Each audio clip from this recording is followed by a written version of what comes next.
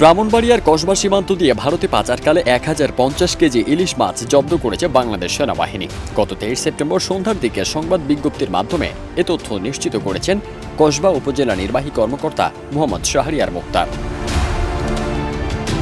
এর আগে একই দিনে বিকেলে উপজেলার বিনাউটি ইউনিয়নের আদ্রা নামক এলাকা থেকে একটি পিকআপ সহ এসব মাছ জব্দ করা হয়। এ সময় পাচারে অভিযুক্ত 27 বছর বয়সী সারওয়ার আলম নামে একজনকে আটক করে সেনাবাহিনী। আটক সারওয়ার আলম আদ্রা গ্রামের শহীদ ভূঁইয়ার ছেলে।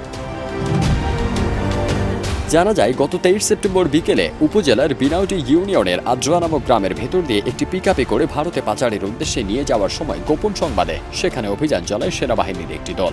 অভিযানে নেতৃত্ব দেন বাংলাদেশ সেনাবাহিনী 12 বীরের ক্যাপ্টেন সানিউল আলম।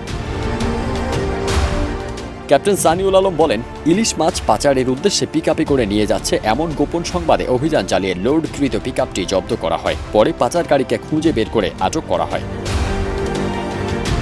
উপজেলা নির্বাহী কর্মকর্তা মোহাম্মদ শাহরিয়ার মুক্তার বলেন, গোপন সংবাদে সেনাবাহিনী অভিযান পরিচালনা করে 1050 কেজি ইলিশ মাছ, একটি পিকআপ ভ্যান জব্দ ও একজনকে আটক করেছে। এ বিষয়ে মামলা রুজুর বিষয়টি প্রক্রিয়াধীন। ফারদিন সানি, দেশ রূপান্তর।